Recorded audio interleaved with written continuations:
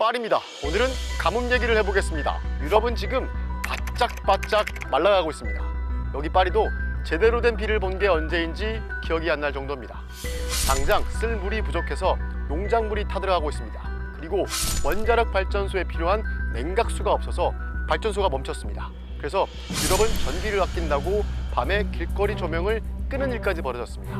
프랑스도 마찬가지인데 여기가 얼마나 심각한지 지난주에 한번 나가봤습니다.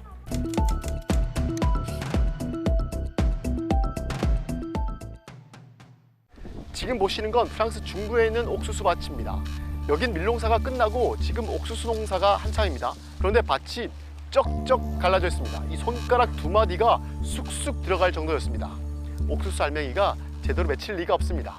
달린 것도 몇 개 없는데 그것도 대부분 말라 있었습니다. 프랑스는 올해 옥수수 수확량이 사상 최저치가 될 것이라고 전망하고 있습니다. 소를 키우는 농민도 만났습니다. 여기도 심각했습니다. 지금 보시는 저 밭은 원래 소가 먹는 풀밭이었습니다.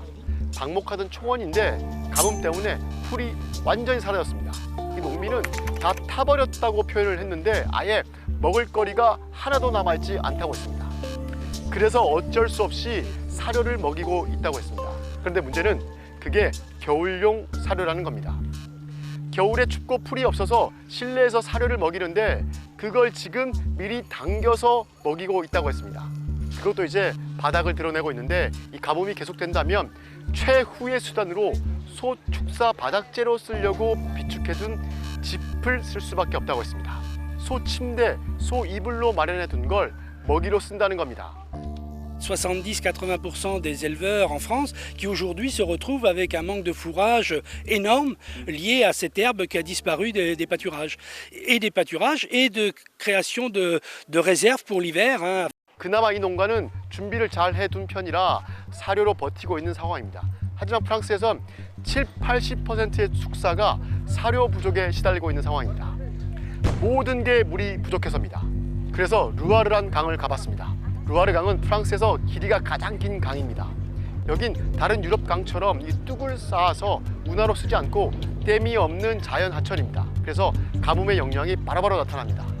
아직 물이 흐르고는 있었지만 수량이 한 달 만에 절반으로 줄었습니다. 그래서 여기저기 바닥이 드러난 상태였고요.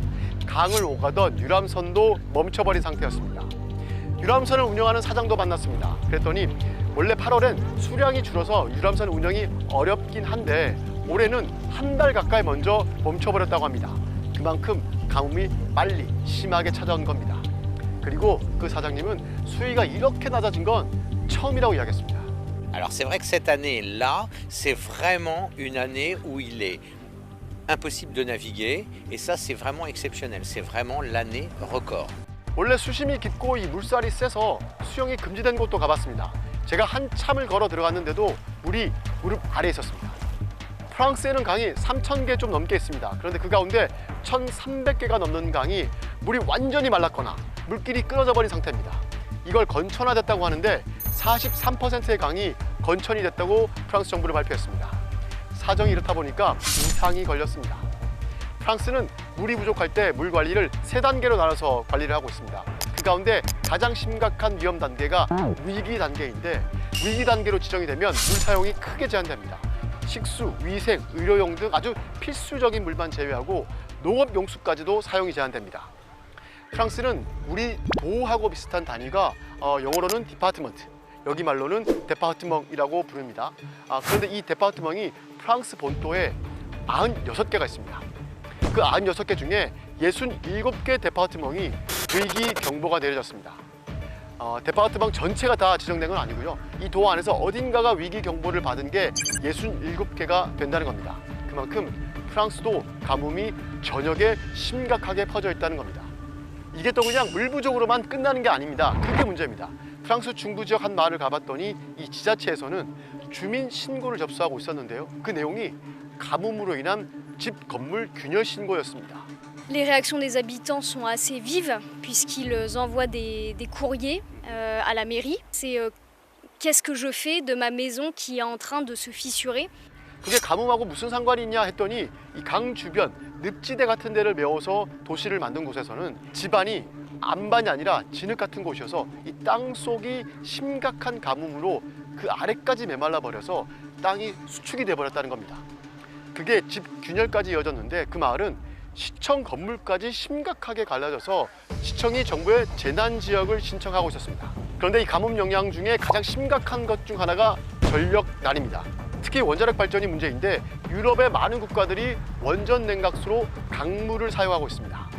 물이 없는 것도 문제지만 이 40도가 넘는 폭염이 계속되면서 강물이 데워진 것도 문제입니다. 냉각수 자체도 없지만 그나마 있는 물까지도 냉각 기능이 없다는 겁니다. 결국 프랑스는 원전 2곳을 가동 중단했습니다. 출력을 낮춘 것도 꽤 있습니다. 지금 원전에서 이 생산을 줄인 전력량이 사상 최대치를 기록하고 있습니다. 그것도 점점 더 늘어날 가능성이 큽니다. 그래도 프랑스는 원전이 20곳에 60개 가까이 있어서 아직 버티고 있습니다. 그런데 다뉴브 강물을 쓰고 있는 동유럽 국가들은 훨씬 더 심각합니다. 헝가리는 나라 내 원전 4기가 있는데요. 국가 전력 생산량의 절반을 넘게 차지합니다. 그 원전 4개 중에 3개는 이미 중단됐습니다. 나머지 1개는 겨우겨우 출력을 낮춰서 유지를 하고 있습니다. 이웃한 루마니아는 더 심각합니다. 원전 2기 중에 1기는 완전히 셧다운, 나머지 1기는 셧다운 직전입니다. 얼마나 급했으면 이 원전으로 가는 물이 부족해서 원전 가는 물길을 터준다고 수중 폭파까지 했습니다. 이 물속에 있는 안반이 평소에는 문제가 없었는데 수량이 확 줄어드니까 그 안반이 이 댐처럼 물길을 막고 있더라는 겁니다.